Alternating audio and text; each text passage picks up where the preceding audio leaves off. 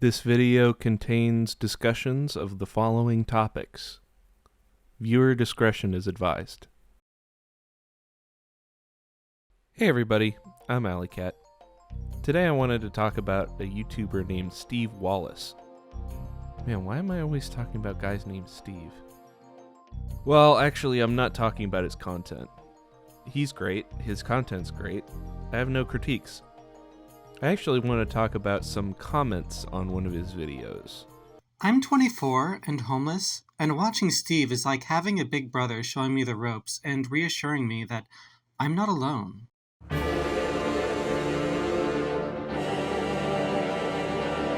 Join the military. Bro's homeless, doesn't have a job, but has time for YouTube. Good luck, mate. You have a phone and internet, so it must be that bad. I'll never understand why people say they're homeless, almost as if they're proud of it and wear it as a badge of honor. You should be embarrassed of it and not mention it. I joined the military, now I have PTSD, I have alcoholism, and I'm still homeless. Well, get into AA and get your shit together. I did 2 Iraq tours and 1 Afghanistan. Okay, I know, it's a lot to unpack, and trust me, I will unpack it. But I wanted to show what the average discussion regarding homeless people looks like. On the internet, If people care about the homeless so much, they can open their home to them. If you don't arrest them, they will come. If you don't punish them, they will continue. This is simple logic. on the news, One of the most audacious new builds in Seattle sits on the Mercer Street exit right-of-way. It has room for 2, with easy access to Lake Union, Amazon, museums, and restaurants. The house itself is the latest in green living, built entirely of reclaimed materials left over from nearby construction. You would just see him on a daily just go back with stuff. and even in congressional hearings. I understand that it is the philosophy of the authority to wait until people are ready and meet people where they're at. While we wait, people are slowly dying under a bridge, and our children, families, and school staff are being subjected to this public safety hazard. Everything's respectful until it turns out someone's an addict. Everyone's supportive until it turns out someone has a phone. Everyone's perfectly empathetic until they can see an encampment from their bedroom window and suddenly everyone there is in danger. I don't think enough people talk about this stuff. I especially think not enough content creators talk about this stuff. So, since this is something I have more experience with than most, I'm going to be the change I want to see and talk about it myself. It's 2013. I'm 18 years old and my father has just given me a signed 30-day notice to vacate. I've been living under his roof since birth, but due to a combination of my deteriorating relationship with him, my failure to get passing grades in college, my repeated failures to get a job, and his failure to accept my coming out a couple weeks prior, he's just delivered me a legal eviction notice as if he were my landlord. Feeling as if I had hit rock bottom and not wanting to face life on the street, I down an entire bottle of prescription sleep aids. Probably not the most effective way to kill myself, but hey, it's all I had on hand that I didn't think would leave a mess. Through the haze, I remember texting my girlfriend that I was sorry, and texting my dad something taunting, thinking he wouldn't be able to do anything before I drifted off. Then I collapsed on the floor in a pool of my own vomit and waited to die. Thankfully, he called 911 immediately after receiving my text, and the paramedics took me away about 10 minutes later. I spent the night at the hospital, and since I was no longer suicidal when I got there, and had already vomited the rest of the drugs out of my system thanks to the emetic they'd given me, they couldn't hold me any longer than that. But, as it turned out, when the doctors called my dad, I was not welcome at home anymore. He didn't tell me himself, but when he sent a family member to deliver my phone and change of clothes, he made sure that they would tell me how selfish he believed I was for what was, in my mind, an attempt to rid everyone else of my burden. None of my extended family was willing to put me up even for a night. A van with barred windows took me to a short-term crisis shelter, which was barely any different from the inpatient mental facilities I'd had several stays in during high school. I wasn't allowed to leave the building unless I was leaving for good, and they confiscated everything except for the clothes I was wearing, only allowing me 20 minutes with my phone a day. It was during one of these 20-minute phone time sessions that my girlfriend revealed to me that she had been sleeping with her best friend regularly for the past month, and suggested polyamory, before dumping me the next day because I had, in her own words, too many problems. I spent my 19th birthday at the shelter, and after 2 weeks I was turned out onto the street. They gave me the number of a youth homeless shelter and printed out Google Maps directions to it, and then I walked there. Since there are far more homeless people than there are shelter beds available, the shelters have to have some way of choosing who gets to have a bed and who gets to sleep on the side of a highway. Thus, the nightly lotto system. I don't know of a homeless shelter in Seattle that doesn't operate under some form of this system, besides maybe domestic abuse shelters. You call in the shelter or you show up early and they put your name on a list. Then everyone gathers around outside the building as a shelter worker pulls numbered chips out of a hat. The numbers correspond to names on the list, and if your name gets called, congratulations, you've just been lottoed. Your prize is a bus ticket and a shitty recycled blanket that might as well be made of crumbling styrofoam. They cross you off the list, and then they continue to draw as many lots as there are people over capacity. The rest get to actually come inside and sleep on a plastic mattress on the floor, usually surrounded by double-sided tape to catch any bed bugs you might be infested with. This might not sound much better than sleeping in a tent under a bridge, but the shelter had showers, laundry, breakfast, and sometimes dinner. It had lockers so that you could keep your stuff safe at night, and a worker patrolling the room every half hour to make sure everyone was safe. Might not have been a guarantee, but it was a damn sight better than the alternative. During my 2 months on the street, I made a couple friends, but I mostly just tried to keep my head down. My uncle got me a laptop, and I got into a schedule, going to the library every day, spending most of my time on the internet there, and going to a meal program for dinner, and then going to the shelter. I got lottoed a few times, but most of those times I was able to stay at a friend from high school's place. I only had to spend one night outside, sleeping behind some bushes in a public park so the cops wouldn't see me. I'm glad it was a fairly dry spring that year. I eventually managed to get into what's called transitional housing, a group home for homeless people that gives them an address and stability while they find a job and more permanent housing. Most of these places have time limits of 6 months to a year, and I had to go through several of them. My mental health and disability status made it hard for me to find reliable employment. I was able to find part-time jobs on occasion, but they never stuck, and they certainly never paid enough for rent. In 2020, I was working part-time for a nonprofit homelessness advocacy group, staying in mental health housing with several other people, including a schizophrenic woman who was not being treated and had threatened my life multiple times, when an online friend I had met in person a couple times let me know that they needed a roommate, and $500 a month rent was too good to pass up.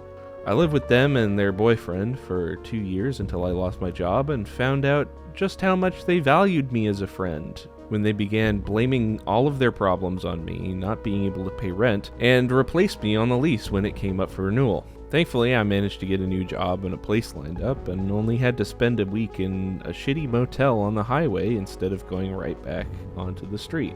Now I'm turning 30, and only recently have I started to feel like an actual independent adult. I tell this story not to gain pity or sympathy, but for perspective. I'm one of the lucky ones. A lot of people don't make it out alive or in one piece. Please don't comment on this video telling me how sorry you are that this happened to me, or giving me some sort of platitudes about how I'm so strong or brave or whatever.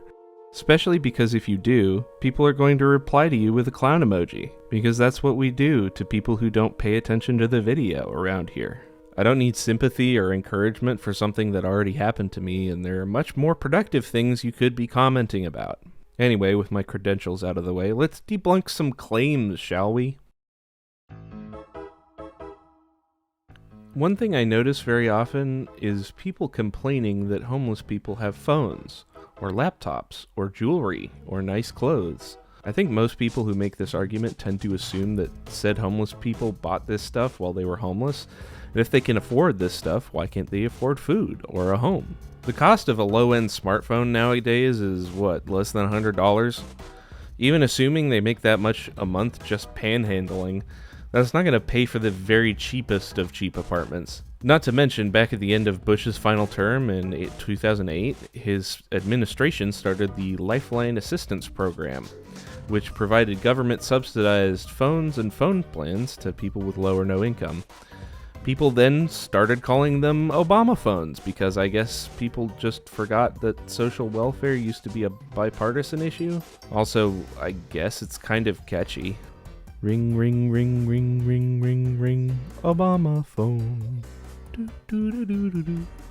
Anyway, I utilized this program myself because while my parents were willing to pay for my phone since it was a family plan and wouldn't cost them extra, data would have cost extra, and I needed a data plan to get a smartphone, which was becoming increasingly necessary in the tens. My knockoff BlackBerry just wasn't cutting it. Yeah, even some of the homelessness services I was using were using apps. And you can bet the medical services were switching over too. You kind of need a phone number to get hired for a job.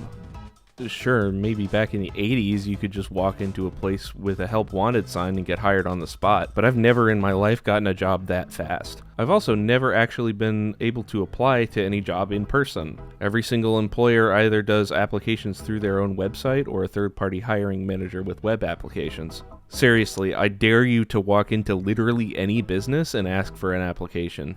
I guarantee you they will either tell you to apply on their website or stare at you as if you were an anomaly because nobody has ever asked them for an application before. Because everyone already knows you have to apply online. But what about clothes or jewelry? Well, again, clothing money isn't going to afford you an apartment. And it turns out that dressing well is kind of essential to getting a job. Employers are much more likely to hire you if you look professional, which for entry-level jobs generally means a clean dress shirt or blouse, a decent pair of work pants, a pair of shoes without holes, and basic grooming and hygiene. There are programs out there that just give low-income people good interview clothes for free, and most homeless shelters even have showers, sometimes laundry too. Seattle even has a program called Urban Rest Stop that provides free showers and laundry throughout the day, which is helpful if you can't get into a shelter. None of this is indicative of how much a person actually has, and most of it helps them to get a job, which is, the big thing everyone wants homeless people to do. Oh, but what about food, you may ask? If they were really starving, why wouldn't they just pawn that cell phone for a meal? Let me just put it this way. You've heard of the saying, give a man a fish, feed him for a day, teach a man to fish, feed him for a lifetime, right? If you're hungry and you have a fishing rod, are you going to pawn the fishing rod to buy a sandwich? Or are you going to hunker down and start learning to fish?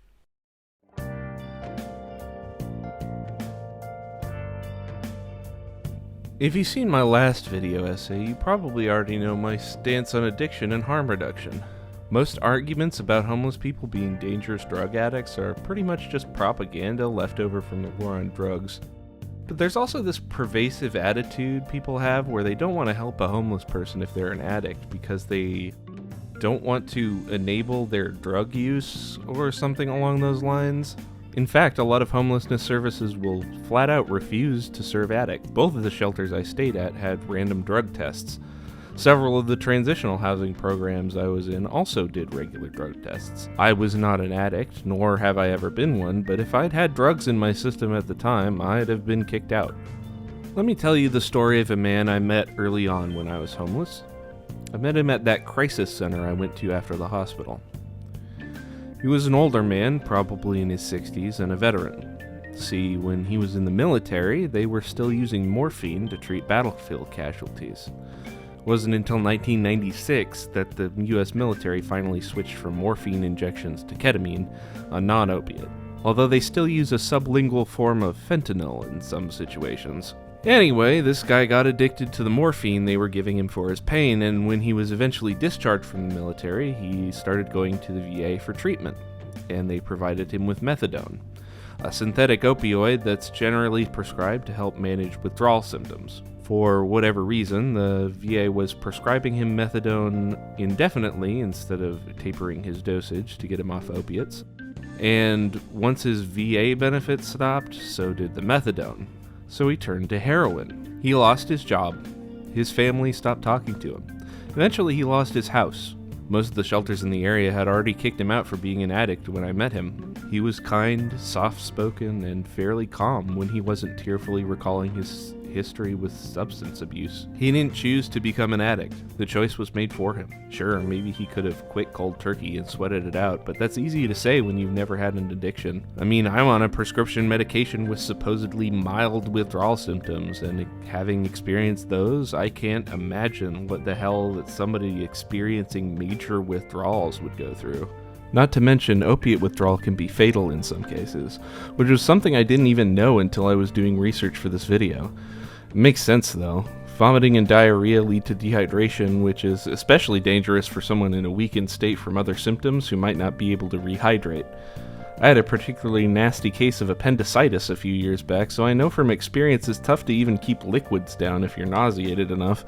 It's already hard to recover from addiction, and it turns out that it's a lot harder without a home. Turns out that people with shit life circumstances are more likely to become addicts. Turns out that improving someone's circumstances has a direct positive effect on addiction recovery. Also, a lot of behaviors that people attribute to drug addiction can be more adequately explained by mental illness, which is a leading cause of homelessness in and of itself. Homelessness tends to exacerbate existing mental health issues, and like with addiction, it's a lot harder to get mental health treatment while homeless. Thankfully, Washington State has free health insurance for those with little to no income, so I was able to continue seeing a doctor and a therapist while I was homeless, but a lot of states don't.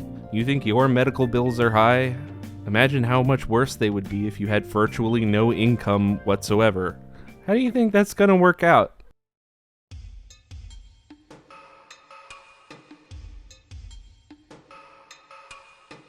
I think one of the most common arguments I see against homeless encampments is that they're covered in garbage. Well, let's go through this logically. Everyone generates waste. We already know homeless people don't have plumbing to take their bodily waste away, which is why businesses in areas heavily frequented by homeless people tend to only open their bathrooms to paying customers. But if you can't find a public bathroom, there's always parks, forests, storm drains. But what about the trash? If you're not homeless, where does your trash go? It probably goes into a trash can or a dumpster provided by your city's utilities department. And from there, it gets picked up by a garbage truck and taken to some collection center or another. Are you starting to see the problem here? Without an address, you can't get garbage services. So the best thing you can do is throw all your trash in a pile and hope it doesn't get too big. Maybe if someone in your camp has a pickup truck, they can make a run to the dump every so often, but in the city, the chances of that are pretty slim. Maybe you burn your trash. You probably do it in an incinerator. You know, a device for safely burning trash. Sometimes homeless people try to burn their trash without an incinerator. Doesn't usually go well. This video taken Wednesday morning at the corner of 4th Avenue near Edgar Martinez Drive shows a large encampment fire burning, the smoke making it hard to see from the surrounding streets.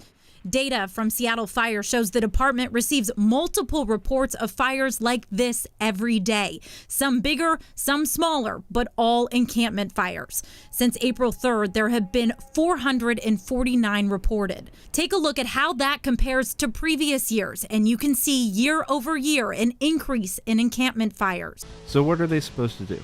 No, really, tell me. What are they supposed to do? What's the alternative? Do you want to create a nonprofit that goes around to homeless camps and picks up trash? I mean, sure, if you can get the money, it'll solve the trash problem, but that's all it'll solve. It's a band-aid on a deep infected wound. You might be able to cover it up a little so it doesn't look as bad, but it's still there, and it's still getting worse. Alright, let's do a bit of a lightning round.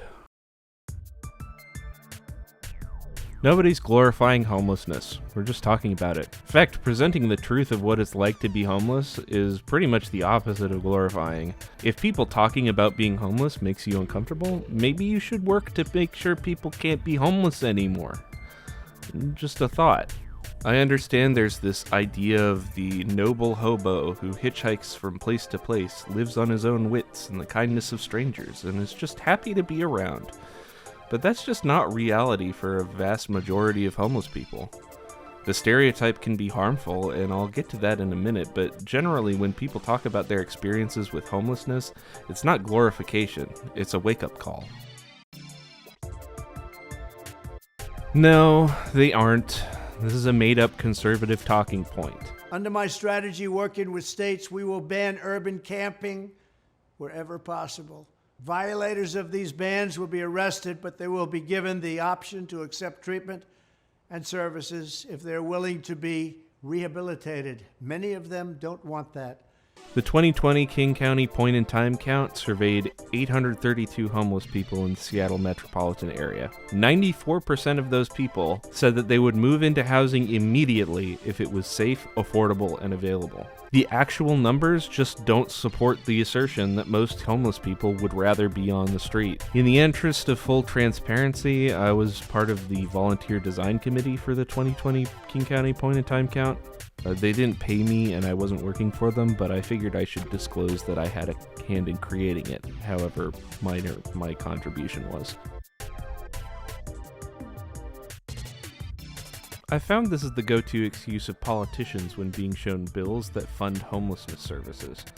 It's not just Republicans either, but it turns out it's actually cheaper to house homeless people than to leave them on the street. A 2017 Rand Corporation study in LA County found that related public service costs decreased by a whopping 60% after establishing supportive housing for homeless people with mental illness.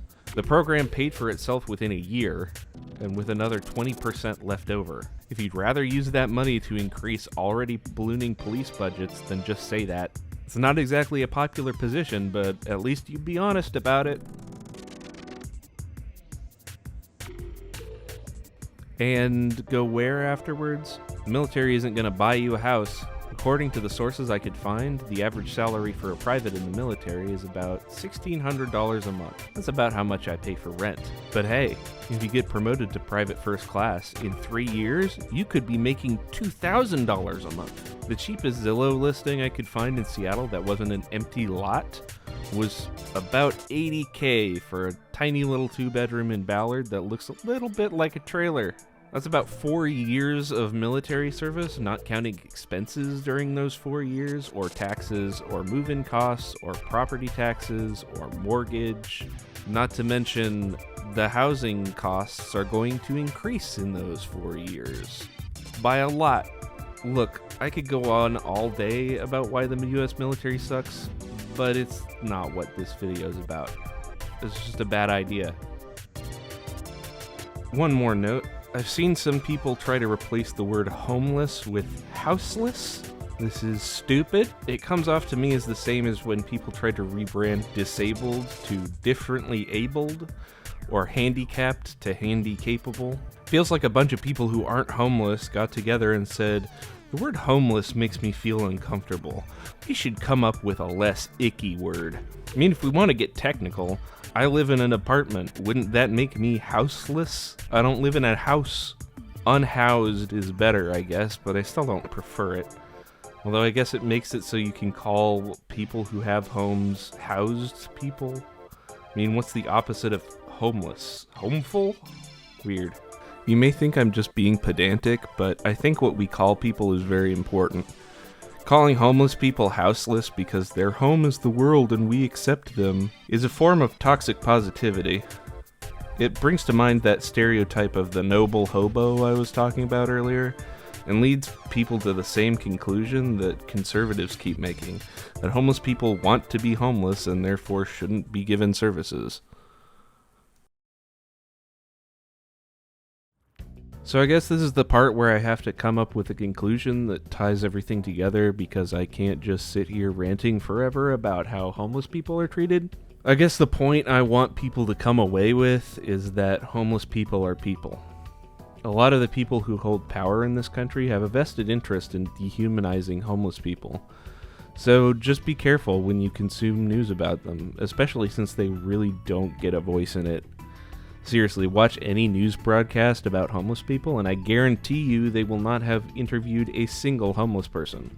Also, the only 100% effective way to solve homelessness is to give homeless people homes. Full stop. Virtually every study that has ever been done on housing first programs has proven this. Anyone trying to say otherwise is either misinformed or willfully ignoring the data.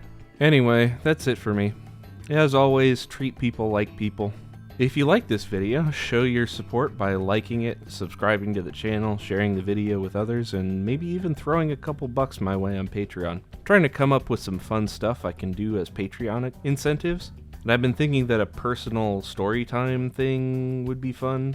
I want to tell a story about a LARP I was in and some of the awful people who were involved in it. As always, a link to all the sources I used in this video is in the description, as well as a link to my Discord if you want to pop in and chat. Stay safe out there, and have a good night. Alley Cat Blues.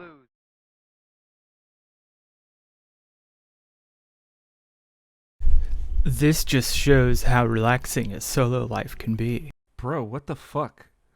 You're posting this less than a year after his wife died. What the fuck is wrong with you?